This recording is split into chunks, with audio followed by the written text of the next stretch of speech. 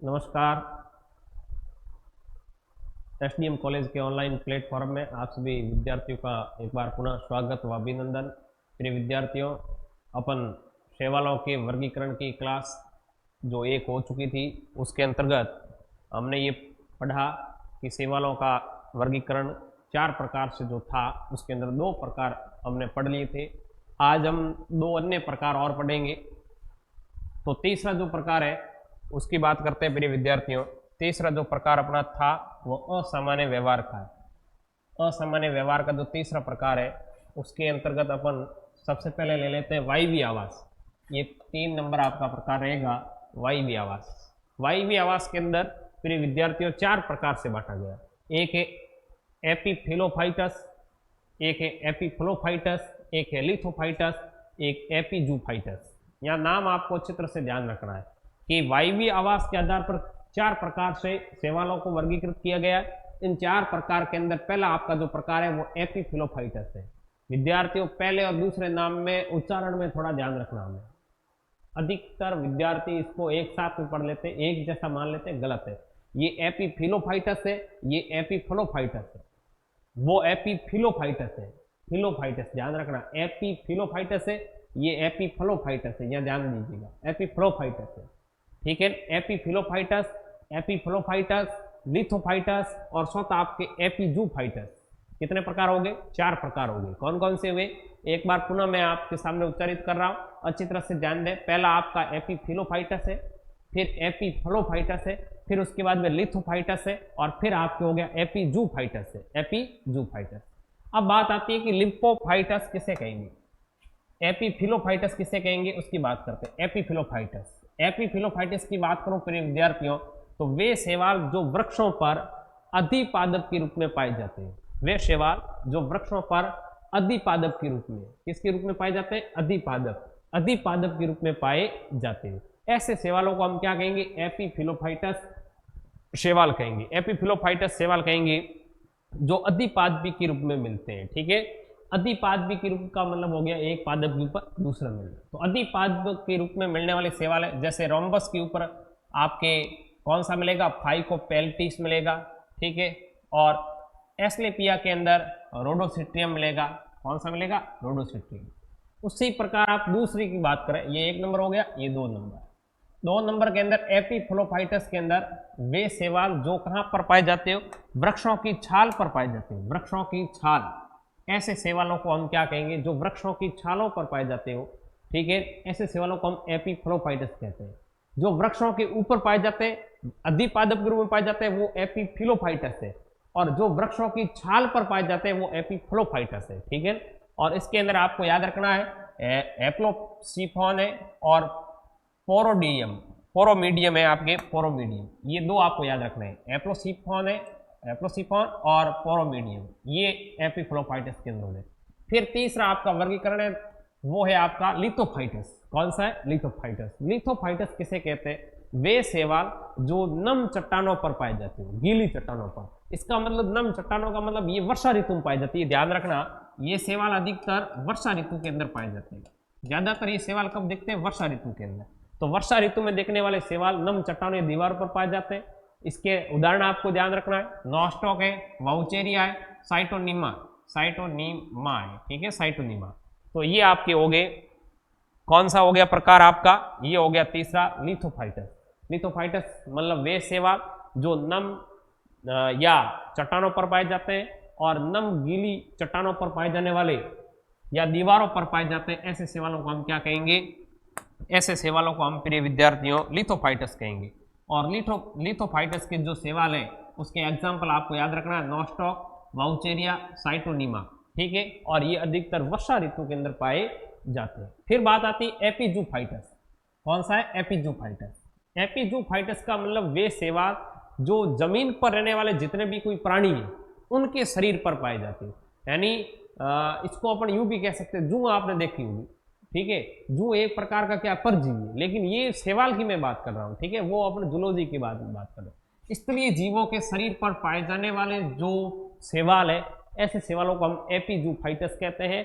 और कीटोफोरेलस इसका उदाहरण है, कीटोफोरेलस, ये आपको ध्यान रखना है प्रिय विद्यार्थियों। तो इसको तो आप इस प्रकार याद रख सकते हैं, जूं से याद रख लेना। जूं भी क्या है, किसी के शरीर के ऊपर पाई जाती है, ठीक है, तो स्थलीय जीवों के शरीर पर पाई जाती है, याद रखना आप जूं। उसी प्रकार आप याद रख सकते हो, जूं से याद हो जाएगा एपीजूफाइटस, वे शैवाल है जो स्थलीय जीवों के शरीर पर पाए जाते हैं। कीटोफोरेलस इसका एग्जाम्पल है, ठीक है। अब नेक्स्ट बात करते हैं दूसरा वर्गीकरण, ये हो गया तीसरा। तीसरे के बाद चौथे वर्गीकरण की बात करते हैं प्रिय विद्यार्थियों। तो चौथे वर्गीकरण के अंदर आपको याद रखना है असामान्य आवास के आधार पर, और असामान्य आवास के आधार पर यहाँ आपको 8 प्रकार के वर्गीकरण याद रखना है। टोटल आपको 8 प्रकार का वर्गीकरण यहाँ ध्यान रखना है, 6 और ये 7 और ये हो गया आपका 8, ठीक है ना। तो प्रिय विद्यार्थियों, असामान्य आवास के आधार पर मतलब जिसमें आवास कोई फिक्स नहीं है, इस प्रकार के अपन शैवालों की बात करें तो उसमें आपका सबसे पहले है क्रायोफाइटस, फिर आपका थ्रोमोफाइटस, फिर आपका सिम्बायोटिक, फिर आपका एपीफाइटिक है, एपिजोइक है, एंडोफाइटिक है, एंडोजोफाइटिक है और पैरासाइटिक है। ये 8 प्रकार है। 8 प्रकार का जो आपके वर्गीकरण है वो असामान्य आवास के अंदर है। जो सबसे टफ प्रकार का आपका वर्गीकरण पड़ेगा, इसके अंदर आपको डेफिनेशन ध्यान नहीं रखनी है, एग्जाम्पल और केवल नाम, हिंदी में इसके नाम आप अच्छी तरह से याद रख सकते हो। क्रायोफाइटस किसे कहते हैं, मैं एक एक करके ले रहा हूँ। क्रायोफाइटस की बात करते हैं तो आपको सबसे पहले ध्यान रखना है कि क्रायोफाइटस वे शैवाल है जो बर्फ पर पाए जाते हो। कहाँ पर पाए जाते हो, बर्फ पर, ठीक है। और बर्फ पर पाए जाते हैं, लेकिन ये रंग उत्पन्न करते हैं, ये विशेष रूप से आपको ध्यान रखना। आवाज आ रही, रंग उत्पन्न करते हैं, यानी बर्फ का रंग बदल देंगे, पीला कर देंगे, लाल कर देंगे, जैसा शैवाल की गुणवत्ता या लक्षण है उसके अकॉर्डिंग इसका रंग कर देंगे। तो अपन कह सकते हैं कि बर्फ पर पाए जाने वाले जो शैवाल है वो क्रायोफाइटस है। और इसके अंदर क्लोरोफाइसी और साइनोफाइसी के जितने भी उदाहरण हैं, क्लोरोफाइसी और साइनोफाइसी, विशेष रूप से ध्यान देना, क्लोरोफाइसी और साइनोफाइसी के जितने भी एग्जाम्पल है वो सब के सब आपके क्रायोफाइटस के अंदर आ जाएंगे। वो सब के सब किसके अंदर आएंगे, क्रायोफाइटस के अंदर, क्लोरोफाइसी और साइनोफाइसी। अब क्लोरोफाइसी और साइनोफाइसी के सदस्य, और इसके अंदर आपको याद रखना है कि क्लेमाइडो, ये यहाँ पर थोड़ा मिस्टेक हो गया, क्लेमाइडो ये मैं आपके हटा देता हूँ, येलो स्टेनस, क्लेमाइडो ये येलो स्टोन्स हटा देता हूँ, ये हटा ही नहीं,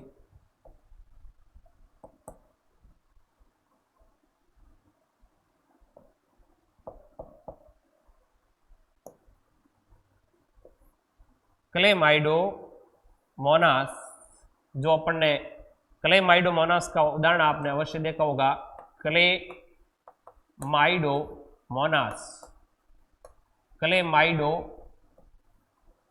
क्लेमाइडोमोनास, ये कलर आपको दिख नहीं रहा तो मैं दूसरा कलर ले लेता हूं यहाँ। ये बात हो रही है क्रायोफाइटस की। तो क्रायोफाइटस के अंदर आप याद रख सकते हैं क्लेमाइडोमोनास जो इसके अंतर्गत आएगा। क्रायोफाइट्स के अंदर क्लेमाइडोमोनास, येलो स्टेनोसिस इसके अंतर्गत ले लेता हूं मैं आपके, ये Chlamydomonas yellow stenosis, Chlamydomonas, Chlamydomonas, Chlamydomonas और येलो स्टेमाइडोमोनास, येलो स्टेनोसिस, ये आपके इसके अंतर्गत आ जाएगा। ये हो गया क्रायोफाइट्स। तो आपको याद क्या रखना है, क्रायोफाइट्स वे शैवाल है जो बर्फ पर पाए जाते हो। साइनोफाइसी और क्लोरोफाइसी के जितने भी एग्जाम्पल हैं वो प्रिय विद्यार्थी इसके अंतर्गत आएगा। अब नेक्स्ट अपन बात करते हैं थ्रोमोफाइट्स। थ्रोमोफाइट्स यानी तापमान पर निर्भर, थ्रोमो शब्द का अर्थ भी आपको पता है तापमान होता है, ठीक है। तो थ्रोमोसाइट का मतलब वे शैवाल, इसके अधिकतर वे शैवाल आएंगे जो नीलहरी शैवाल है, और ये लगभग 50 से लेकर 70 डिग्री सेल्सियस टेम्परेचर पाए जाते हैं, ठीक है। 50 से लेकर 70 डिग्री सेल्सियस तक तापमान के अंदर ये पाए जाते हैं। कहने का अर्थ ये गर्म प्रदेशों के अंदर पाए जाते हैं, उष्णीय क्षेत्रों के अंदर ये पाए जाते हैं, ठीक है। तो ये थ्रोमोसाइट आपके हो गया। थर्मोसाइट की बात अपन कर रहे थे, थर्मोसाइट हो गया। तो थर्मोसाइट 50 से 70 डिग्री सेल्सियस हो गया। उदाहरण याद रखना ऑसिलेटेरिया और ब्रिमिश, ऑसिलेटेरिया और ब्रिमिश याद रखना। फिर बात करते हैं सिम्बायोटिक।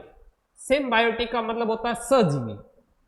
सहजीवी किसे कहते हैं, देखिए प्रिय विद्यार्थियों, मैं नेक्स्ट स्लाइड पर आपको सहजीवी की डेफिनेशन बताता हूं। सजीवी संबंध का आपने पहले पढ़ा होगा पूर्व की कक्षा में कि सजीवी किसे कहते हैं। ठीक है, एक सजीवी आता है और सजीवी संबंध किसे कहते हैं उसकी बात करें तो सजीवी का मतलब होता है कि साथ साथ जीवन बिताने वाले, साथ साथ जीवन बिताने वाले। इसका एक बढ़िया सा एग्जाम्पल आपने लाइकेन का सुना होगा। लाइकेन के बारे में आप सभी परिचित हो प्रिय विद्यार्थियों। तो लाइकेन जो है वो एक शैवाल और कवक से बना है, शैवाल और कवक से बना है। शैवाल व कवक का सजीवी संबंध क्या कहलाएगा? शैवाल और कवक। ठीक है, शैवाल और कवक का सजीवी संबंध क्या है? लाइकेन है। अब बात ये आती है कि संबंध क्यों बना, प्रश्न ये भी आपके दिमाग में आता होगा। तो मैं आपको बता देता हूं कि शैवाल जो है उसके अंदर एक क्षमता है कि वो अपने अंदर क्लोरोफिल पाया जाता है, इसलिए ये प्रकाश संश्लेषण के द्वारा अपना भोजन बना सकता है। कवक के पास आवास है लेकिन भोजन बनाने का स्थान नहीं है। इस प्रकार इन दोनों में एक संबंध पाया जाता है जिससे एक संरचना बनती है। ये अधिकतर पेड़ों पर मिलती है। इस संरचना को हम क्या कहते हैं? लाइकेन कहते हैं। इस प्रकार का संबंध जो होता है वो सजीवी संबंध मतलब साथ साथ जीवन बिताने वाला संबंध कहेंगे। इसका एक मैं आपको देसी एग्जांपल दूं तो प्रिय विद्यार्थियों आपने राइजोबियम का नाम सुना होगा, जो नाइट्रोजन स्थिरीकरण करने वाला एक जीवाणु है जिसका नाम है राइजोबियम। और वो राइजोबियम अपने लेग्यूमिनेसी कुल के सदस्यों की जड़ों में सजीवी जीवन यापन करता है, क्योंकि वो लेग्यूमिनेसी पादपों को नाइट्रेट के रूप में नाइट्रोजन की पूर्ति करता है, साथ में लेग्यूमिनेसी पादप जो है वो उसको आवास प्रदान करता है। ठीक है, इस प्रकार का संबंध क्या कहलाएगा? सजीवी संबंध कहलाएगा। तो सजीवी संबंध की बात करूं प्रिय विद्यार्थियों तो ये यहां पर मैं आपके सजीवी संबंध की बात करता हूं। ठीक है, ये सजीवी संबंध की बात करें तो इसका उदाहरण आपको याद रखना है क्रोकोस और नॉस्टॉक। ठीक है, ये सिम्बायोटिक यानी सजीवी संबंध बात होगी। अब बात करते हैं प्रिय विद्यार्थियों, सजीवी का अर्थ आप समझ गए होंगे। क्रोकोस और नॉस्टॉक इसके उदाहरण है। सजीवी प्रकार यानी वे शैवाल जो किसी के साथ में जुड़कर अपना जीवन यापन करते हो या रहते हो, ऐसे आवासों वाले शैवालों को हम क्या कहेंगे? सजीवी कहेंगे। इसके अंदर आप लिख सकते हो कि शैवाल व कवक का जो शैवाल व कवक, शैवाल प्लस कवक के जीवन से संबंधित जो या इन दोनों के मिलने से जो जीवन बनता है या दोनों के मिलने का जो तरीका है या यूं कह सकते हैं दोनों के साथ साथ वृद्धि करके और आगे बढ़ने का जो है वो जीवन क्या कहलाएगा? सजीवन कहलाएगा। ठीक है ना। फिर उसके बाद में एपीफाइटी की बात करते हैं तो ये अधिपादपी, अधिपादपी के अंदर अपन ने पिछले वाले वर्गीकरण में अपन ने बात की थी वायवीय के अंदर। तो अधिपादपी के अंतर्गत आपको याद रखना है इडोगोनियम और वल्वोकिट। ठीक है, ये हो गए अधिपाद। फिर एपिजोइक, एपिजोइक का मतलब अधि प्राणी यानी वे शैवाल जो किसी प्राणी के ऊपर पाए जाते हो, किसी जंतु के ऊपर पाए जाते हो। तो ये क्लेडोफोरा और कारासियम, क्लेडोफोरा और कारासियम इसके अंतर्गत आएंगे। क्लेडोफोरा और कारासियम इसके अंतर्गत आपके आएंगे। जैसे ये अधि प्राणी की बात करें तो आपको ध्यान रखना है कि मछली है, कछुए हैं, मोलस्का है। जैसे मैं क्लेडोफोरा की बात करता हूँ, क्लेडोफोरा जो है ये घोंगा जो होता है, घोंगे के ऊपर अधिपादप के रूप में पाया जाता है। लिखना चाहते हैं लिख लो, घोंगे के ऊपर, घोंगा जो मोलस्का संघ का सदस्य है क्लेडोफोरा उसके ऊपर पाया जाता है। फिर है एंडोफाइटिक, एंडोफाइटिक है मतलब अंतपादपी, वे शैवाल जो किसी पादप के शरीर के अंदर पाए जाते हैं, अंतपादपी शैवाल कहलाते हैं। ठीक है, और इसके अंतर्गत आपको याद रखना है कि ये एजोला मिस्टेक होगी, एजोला नहीं है, एजोला के ऊपर पाया जाता है। ये थोड़ा मैं सेंस कर देता हूँ आपके कि यहाँ आपको ध्यान रखना अंतपादपी के अंदर, अंतपादपी के अंदर अपन बात करें तो एनाबीना वो एजोला के अंदर पाया जाता है। और दूसरा आपको याद रखना है कि साइकस जो सही है, यहाँ आपके मैं सेंस कर देता हूँ, यहाँ पास में लिख लेता हूँ, एजोला के ऊपर पाया जाता है। आपको ऐसे याद रखना है एनाबीना, मतलब अंतपाद के अंदर है कौन सा है? आपका एनाबीना है एनाबीना। ठीक है, कौन सा है? एनाबीना है, एनाबीना, एनाबीना। और एनाबीना पाया कहाँ जाएगा? एनाबीना पाया जाएगा एजोला के पादप के ऊपर। और साइकस कहाँ पाया जाएगा? ये मैं इधर लिख रहा हूँ, साइकस पाया जाएगा अनावर्त बीजी पादप के ऊपर, अनावर्त बीजी पादप। कैसे पादप? अनावर्त बीजी पादप के ऊपर। तो ये एनाबीना जो शैवाल है वो एजोला के पादप की पत्तियों पर पाया जाता है और साइकस जो है वो अनावर्त बीजी पादपों की पत्तियों पर पाया जाता है। ठीक है ना। फिर बात करते हैं 7 नंबर, तो वो आपका 7 नंबर वर्गीकरण ये हो गया है एंडोजोफाइटिक, जिसको अंतःप्राणी शैवाल कहते हैं, यानी जो प्राणियों के शरीर के अंदर पाए जाते हैं, जू जेंथेला, जू क्लोरेला, याद रखना आप, जू जेंथेला, जू क्लोरेला, ठीक है। ये जो है वो एंडोजोफाइटिक प्रकार के आपके क्या है, शैवाल है। और लास्ट आपका जो है वो पैरासिटिक है। पैरासाइटिक का मतलब हो गया परजीवी, पैरासाइटिक का मतलब क्या हुआ, परजीवी। परजीवी का अर्थ समझते हो आप। वैसे परजीवी के अंदर अमरबेल का भी उदाहरण आपने सुना होगा। परजीवी वे प्राणियों की मैं बात करूं तो कौन से होते हैं, प्राणियों के बारे में अक्सर आपने सुना है, तो वे प्राणी जो किसी के ऊपर जीवन यापन करते हो, किसी के ऊपर भोजन के लिए निर्भर रहते हो, लेकिन उसको नुकसान नहीं पहुंचाते, वो परजीवी। जैसे अमरबेल है, जू भी एक प्रकार का है, जौक भी है, ये परजीवी। तो यहाँ आपको पैरासाइटिक के अंदर याद रखना है परजीवी। परजीवी का मतलब वे शैवाल जो किसी दूसरे पादप के ऊपर रहते हैं लेकिन उसको कोई नुकसान नहीं पहुंचाते, भोजन के लिए वो दूसरों पर निर्भर रहते हैं। और इसमें आपके सिंपल यूरोस, ठीक है, और वायरेसेंस, ये याद रखना है, सिंपल यूरोस और वायरेसेंस इसके अंतर्गत आएगा। सिंपल यूरोस, वायरेसेंस, ये आपके हो गए शैवालों का वर्गीकरण पूरा हो गया है। कल हम थैलस संगठन के बारे में नेक्स्ट क्लास में अध्ययन करेंगे और मुझे उम्मीद है कि आप इस क्लास को अच्छी तरह से नोट डाउन भी करेंगे। मेरे विद्यार्थियों, आप सभी को बहुत बहुत धन्यवाद। जय हिंद, जय भारत।